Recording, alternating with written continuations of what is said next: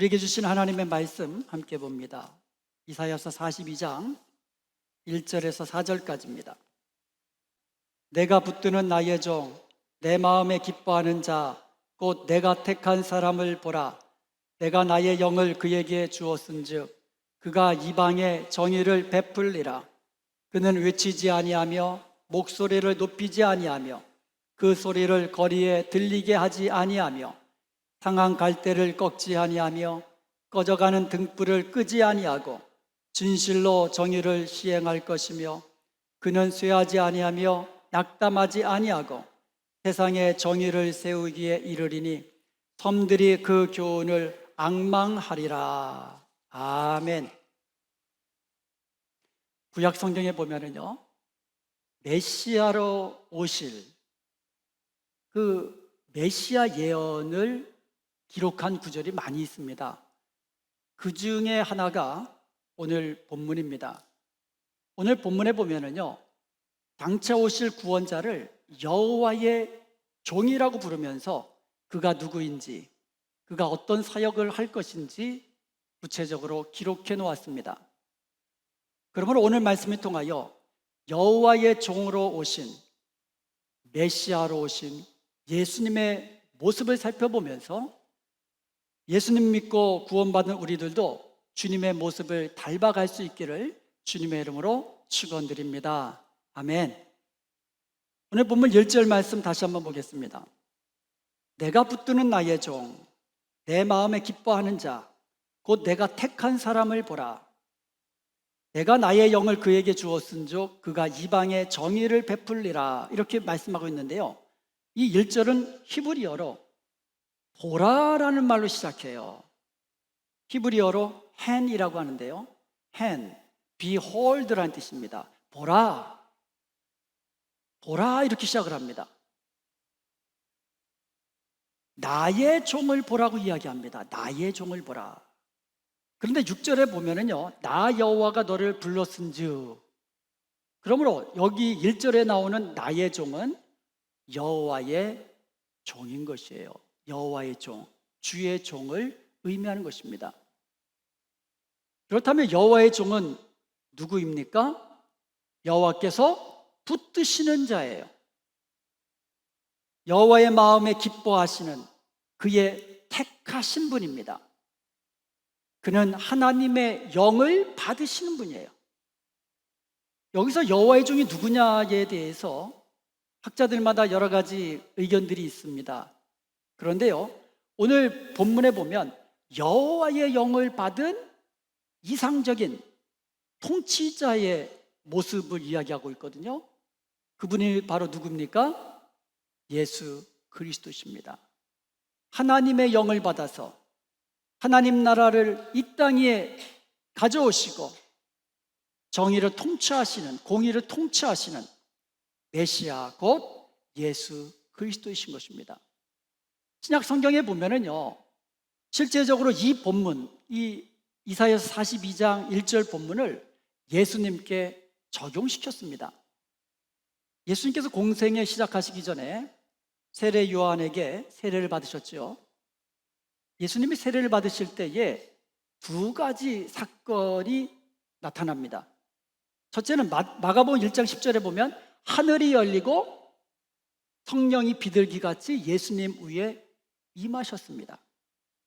또 다른 하나는요, 마가복음 1장 11절에 보면 하늘에서 너는 내 사랑하는 아들이라 내가 너를 기뻐하노라 라는 소리가 들렸습니다.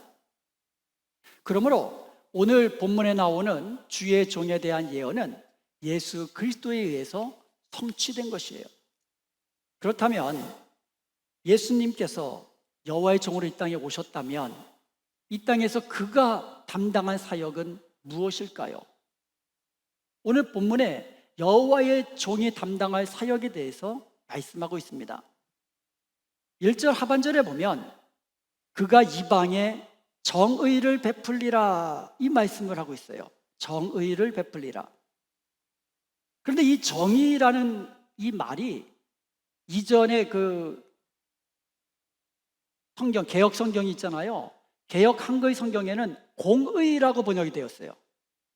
그뿐만 아니고 새 번역 성경, 공동 번역 성경, 쉬운 말 성경, 이런 다른 성경들은요, 공의라는 말로 번역을 했어요. 그렇다면 여기에 나와 있는 이 정의라는 말이 무엇일까요? 이것은 히브리 말로 미시파트라고 합니다.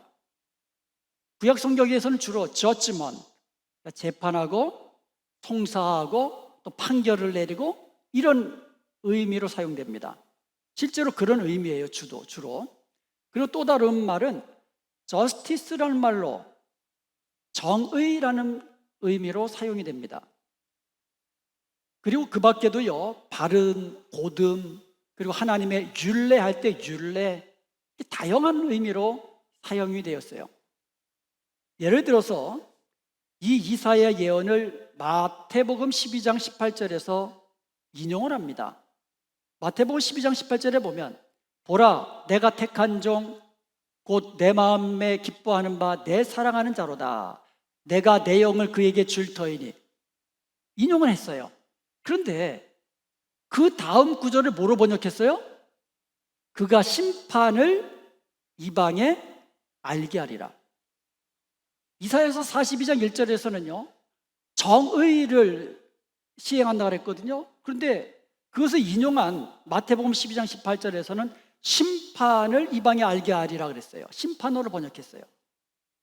새번역 성경에서는요 공의로 번역했고 공동 번역은 정의로 번역을 했습니다. 이처럼 이 히브리어 미시파트라는 말은 다양하게 번역이 된다는 것을 알 수가 있어요. 그래서 문맥에 따라서 정의, 재판, 송사, 고듬, 율례, 그리고 이사야서 32장 1절에 보면 장차 한 왕이 공의로 통치할 것이라고 그랬거든요. 그래서 장차 오실 메시아가 공의로 통치하신다고 그랬거든요. 그러니까 우리 여호와의 종은 이 땅에서 장차 공의로, 정의로 통치하시고 다스리시는 그런 왕이라고 말씀하고 있습니다. 그러므로 여호와의 종은요 공의를 통치하시는 왕이고 의를 행하시는 분이시고 공평과 정의를 실행하시는 메시아이신 것입니다. 오늘 본문 이 3절에 보면 공의로 심판하시고 공의로 행하시는 여호와의 종의 모습이 또 다른 면을 보여줘요. 공의로 심판하시고 다스리시고 이러한 메시아의 모습과 또 다른 모습이 3절에 나옵니다. 우리 3절 한번 같이 한번 보겠습니다. 상한 갈대를 꺾지 아니하며 꺼져가는 등불을 끄지 아니하고 진실로 정의를 시행할 것이며. 여러분 한번 상한 갈대 그림 한번 보시겠어요? 갈대 아주 약하잖아요. 갈대가 아주 약해요. 근데 저렇게 꺾여 있어요. 꺾여 있는 상한 갈대, 쪼개져 있는 상한 갈대 어디다 쓰겠습니까 저거? 갈대는 연약해요. 그런데 상하고 꺾여진 갈대는 정말 아무짝에도 쓸 데가 없어요. 그러나 여호와의 종은 쪼개져서 반쯤 부러져 꺾여 있는 갈대도 꺾지 아니하신다고 말씀하고 있는 거예요. 우리의 인생치고 상한 인생 없는 분이 어디 있습니까? 상한 육체, 상한 마음, 상한 심령, 이게 우리들의 인생의 모습 아닙니까? 사람들 앞에서는 웃고 당당하고 정말 거칠 것 없는 모습을 보여도 내 내면에서 슬픈 상처들이 있고 아픈 상처들이 있고 이게 우리의 모습이에요. 넘어지고 쓰러지고 이게 우리의 인생입니다. 상한 갈대와 같은 우리의 인생입니다. 그럼에도 우리 주님은 상한 갈대 같은 우리를 꺾지 아니하시고 끝까지 붙들어 주신다는 말씀이에요. 우리를 고치시고 우리를 회복시키시고 우리를 세워주시는 분이라고 말씀하고 계시는 것입니다. 여호와의 종은 꺼져가는 등불도 끄지 아니하십니다. 꺼져가는 등불은 조금 후면 꺼질 것을 의미하는 거예요. 지금 막 이 등불이 막 꺼져가고 있어요. 기름이 없어서. 조금 있으면 꺼지는 거예요. 꺼져가는 등불처럼 잠시 잠깐이면 꺼지는 것이 우리 인생입니다. 아무리 젊음을 자랑하고 아무리 건강을 자랑한다 할지라도 잠시 잠깐 후면 꺼지는 것이 인생이에요. 약한 인생이에요. 병드는 인생입니다. 그런데 우리 주님께서는 그런 우리 인생을 끝까지 붙잡아 주신다고, 끄지 아니하신다고 말씀하고 있는 거예요. 잠빛 대신 우리 예수님께서 우리에게 빛이 되시고 성령의 불로 타오르게 하시는 것입니다. 오히려 우리들로 하여금 세상을 비추는 등불 되게 하시는 것입니다. 7절에 보면은요, 주님의 주의 종의 사역을 계속해서 이야기합니다. 우리 7절 말씀 한번 보겠습니다. 내가 눈먼 자들의 눈을 밝히며 갇힌 자를 감옥에서 이끌어내며 흑암에 앉은 자를 감방에서 나오게 하리라. 이것을요, 이사야서 61장 1절과 2절에서는 좀 더 구체적으로 말씀하셨습니다. 주 여호와의 영이 내게 임하셨으니, 공통적인 것이 있죠. 여호와의 종은 하나님의 영을 받아서 한다는 거예요. 그 사역을. 이는 여호와께서 내게 기름을 부으사 가난한 자에게 아름다운 소식을 전하게 하려 하심이라. 나를 보내서 마음이 상한 자를 고치며 포로된 자에게 자유를, 갇힌 자에게 노임을 선포하며 여호와의 은혜의 해와 우리 하나님의 보복의 날 선포하여 모든 슬픈 자를 위로하되. 이게 여호와의 종으로 이 땅에 오신 우리 주님의 사역이셨습니다.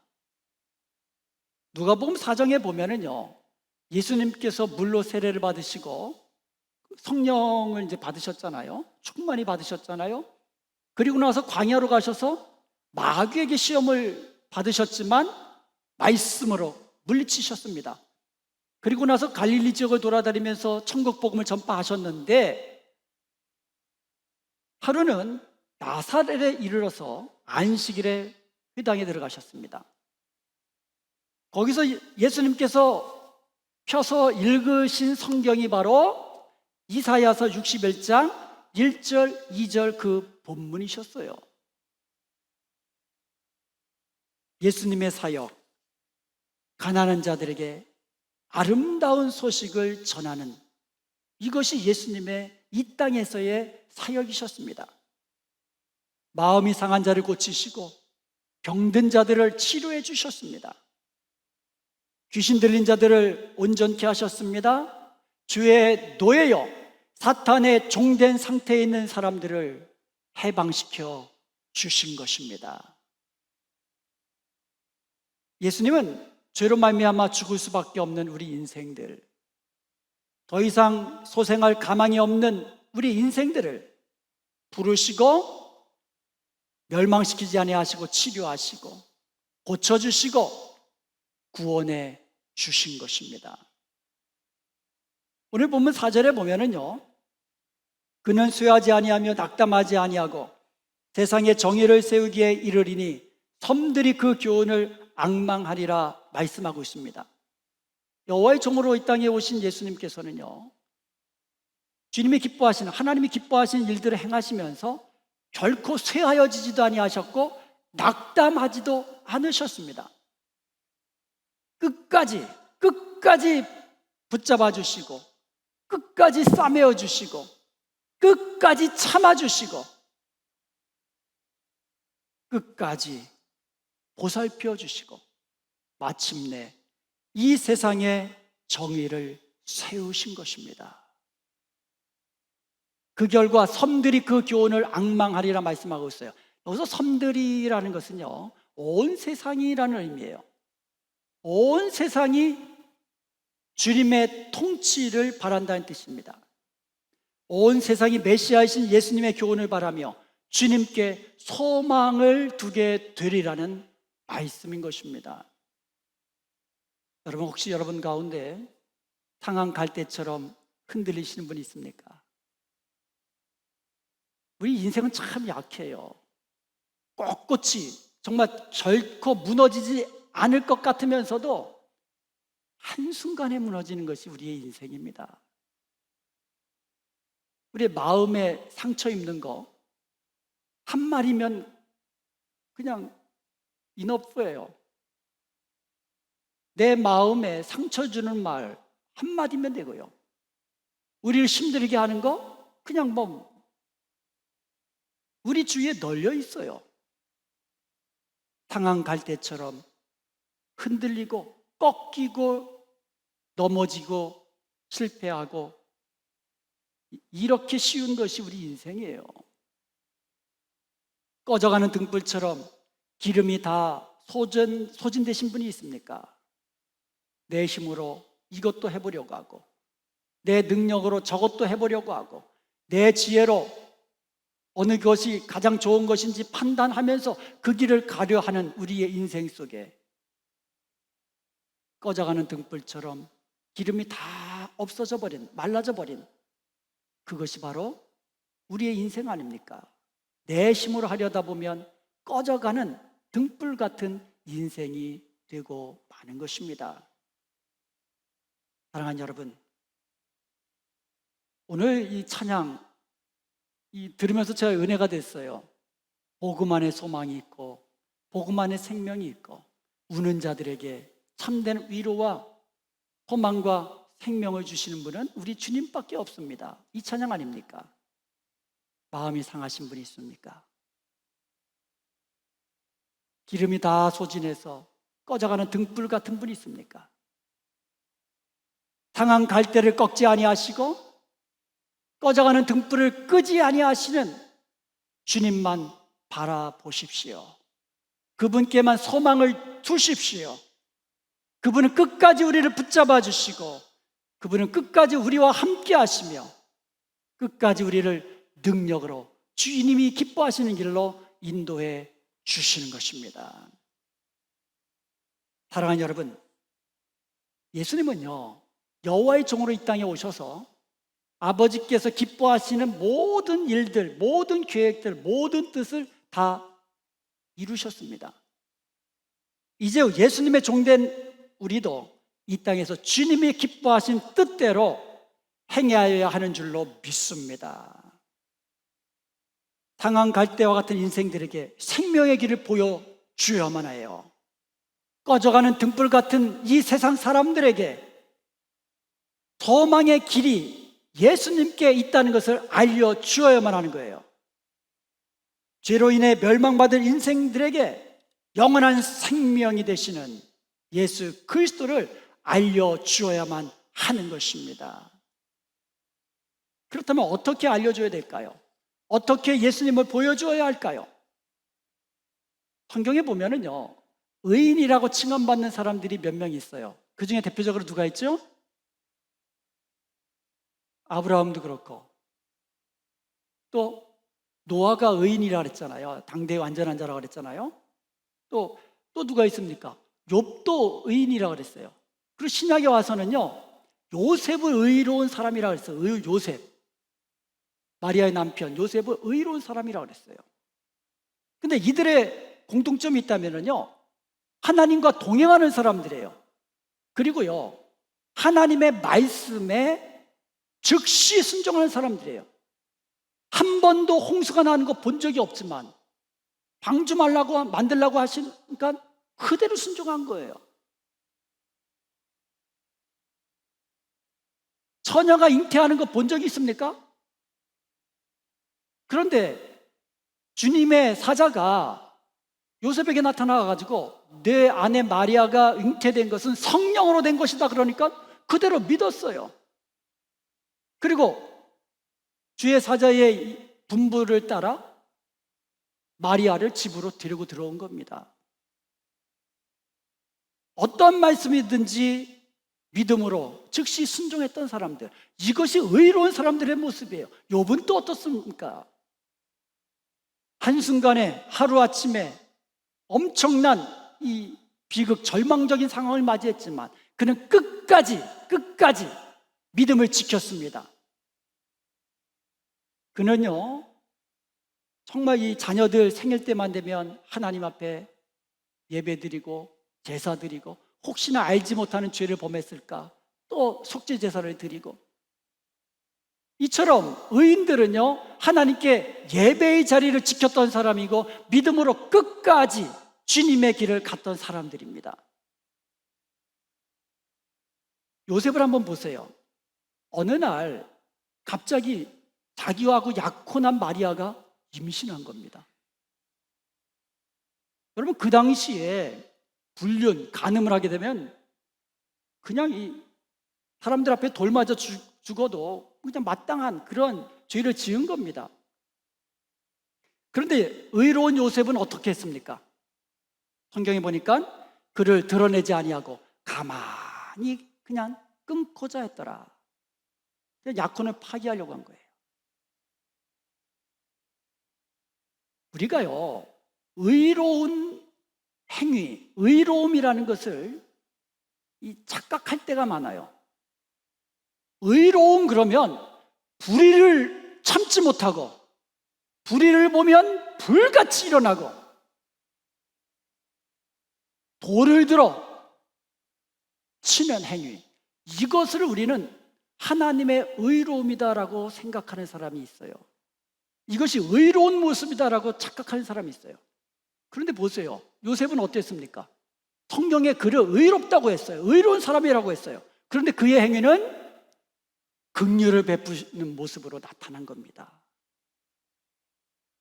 죄를 지적하며, 죄를 비판하며, 정죄하며 불같이 화를 내는 것, 돌을 들어 치는 것, 이것을 의로움이라고 우리는 착각해서는 안 됩니다. 이런 착각이 있을 때 분쟁이 일어나는 거예요. 다툼이 일어나는 거예요. 왜 그렇습니까? 모든 사람이 다 자기 중심이거든요. 나는 비판할 수 있고 나는 정죄할 수 있어 라고 생각하기 때문에 각자가 다, 그렇기 때문에 서로 다툼이 일어나고 분쟁이 일어나는 거 아닙니까? 이것은 영적인 교만입니다. 나는 옳고 너는 틀리다. 그래서 나는 너의 죄를 비판하고 너의 잘못을 정죄한다. 이것은요 하나님이 하시는 거예요. 심판주이신 우리 주님께서 이 땅에 오셔서 심판하실 때 하시는 이 행위예요. 여러분, 우리 예수님은 분명히 공의로 심판하시는 분이십니다. 믿으십니까? 분명히 공의로 심판하세요. 그런데 여러분, 공의로 심판하신 주님이 이 땅에 계실 때에 어떻게 하셨습니까? 지적하시고 심판하시고 정죄하고 죽이셨습니까? 아니잖아요. 안아주시고 꼬매주시고 싸매주시고 가난한 자들을 돌보아주시고 병든 자를 치료해주시고, 이게 의로우신 예수님의 모습이에요. 이게 의로움이에요. 여러분, 착각하시면 안 돼요. 예수님을 닮아 의로운 행위는요, 나도 죄인이기 때문에 정죄할 수 없음을 겸손히 인정하고 내 주위의 연약한 자들을 돌아보고, 그렇다고 죄 지은 사람을 오냐오냐 하라는 뜻이 아니에요. 여러분, 가난하고 힘들고 어렵고 연약한 자들 우리 주위에 많이 있잖아요. 그런 사람들을 돌아보고 그런 사람들을 꿰매어주고 상처들을 꿰매어주고 그들을 세워주고, 우리 주님은 분명히 다시 오실 때에 공의로우신 심판주로 오실 것입니다. 그러나 그때까지는 상한 갈대도 꺾지 아니하시고 꺼져가는 등불도 끄지 아니하시고 참아주시고 일으켜 세워주시고 새롭게 하시고 회복시켜 주시고 온전케 해 주시는 사명을 계속해 나가실 것입니다. 죄인들을 찾아오시고 그들에게 하나님 나라의 복음을 전해주시며 오래 참으시고 긍휼을 베푸시는 분, 그분이 바로 여호와의 종으로 오신 우리 예수님의 모습이시고 사역이셨던 것입니다. 이것이 우리 주님, 의로우신 주님의 의로우신 모습이에요. 우리는 이것을 따라하면 하면 됩니다. 우리 주님은 우리에게 의롭게 살기 원하십니다. 아멘? 의롭게 살기를 원하세요. 어떻게 하는 것이 의롭게 하는 겁니까? 의로우신 예수님 닮아 그대로 행하면 되는 거예요. 가난한 자를 돌아보고. 여러분, 가난한 자를 돌아본다는 것이요, 가난한 자들에게 실질적으로 먹을 것을 주며 구제하고 선한 행실로 그들을 돌봐주는 것이 포함되어 있는 거예요. 그렇지만 그들에게 아름다운 소식, 예수 그리스도의 복음, 구원의 복음을 전해주는 것, 이것이야말로 우리가 해야 할 의로운 자의 모습인 줄로 믿습니다. 예수님이 그러하셨거든요. 예수님이 오셔가지고 가난한 자들에게 떡을 주시기도 하셨지만, 배고픈 자들에게 떡을 주시기도 하셨지만 만들어 주셨잖아요. 오병이어의 역사같이.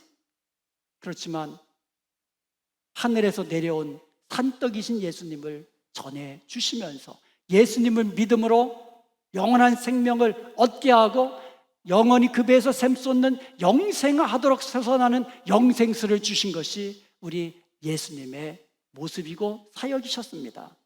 그러면 우리도 이 땅에서 가난한 자를 돌아보고 연약한 자를 돌아보고 싸매주고 세워주고 이런 사역을 계속 해야 되겠지만, 그들에게 영생의 소망이 되시는 예수 그리스도를 전해주는 것이 바로 의로우신 예수님의 모습이요, 사역을 닮아가는 저와 여러분의 모습이 되어야 될 줄로 믿습니다.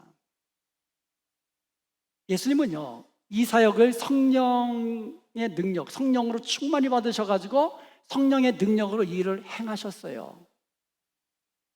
예수님도 성령이 그 위에 임하셨고 성령의 능력으로 주의 사명을 감당하셨다면 우리에게는 더욱더 성령의 능력이 필요한 줄로 믿습니다. 날마다 주의 성령 의지하시고 주의 성령으로 충만케 되시기 원합니다. 날마다 말씀과 기도로 충만해져서 성령이 내게서 말씀하시는 그 말씀을 듣고 즉시 순종하는 저와 여러분의 삶이 되기를 원합니다. 하나님이 주신 사명은요, 우리의 힘과 능력으로 감당하려다 보면 지치고 힘들고 넘어지고 쓰러질 수밖에 없어요. 탈진할 수밖에 없어요. 믿음으로 순종하는 거예요. 주님이 말씀하시면 그냥 순종하는 겁니다. 그러면 주님이 붙들어 주실 줄로 믿습니다. 주님이 함께 하시면서 능력으로 역사해 주실 줄로 믿습니다. 우리 안에 계신 성령께서 함께 역사하사 귀한 생명의 열매를 거두게 하시는 것입니다. 우리 교회가 38년 됐어요. 올해가 38주년 기념입니다. 지금까지 주님께서 우리 교회를 인도해 주시고 세워주셨음으로 인하여 감사합니다. 아멘. 지금까지 인도해 주시고 우리 교회를 세워주신 분은 우리 주님의 은혜입니다. 그렇다면 이제 우리는 그 주님의 하셨던 그 모습과 사역, 주님이 보여주셨던 그의 모습, 우리가 본받아서 우리 은하평강교회가 의로운 교회가 되어야 될 줄로 믿습니다. 세상을 판단하는 교회가 아니라 나의 삶을 희생하면서, 이 등불이 뭡니까? 초가 뭡니까? 자기를 태우는 거잖아요. 기름을 태우는 거잖아요. 우리의 것으로 나눠주면서 이 땅에 예수 그리스도의 아름다우심을 전파하십시다. 나눠주는 교회 얼마나 좋습니까? 구제하는 것, 우리에게 있는 것을 나눠주는 것이고, 전도하고 선교하는 것, 우리에게 있는 생명이신 예수 그리스도를 나눠주고, 이게 의로우신 우리 주님을 닮은 우리 교회가 해야 할 사명인 것을 믿으시기 바랍니다. 이제 우리 여러분, 주님이 기뻐하시는 성도가 되십시다. 아멘. 주님이 기뻐하시는 교회가 되십시다. 아멘. 이렇게 우리가 주님이 기뻐하시고 인정하시는 의로운 하나님의 백성이 되어서 온 세상이 주님을 앙망하는 그날이 속히 우리 앞에 펼쳐지기를 예수 그리스도의 이름으로 축원드립니다. 아멘.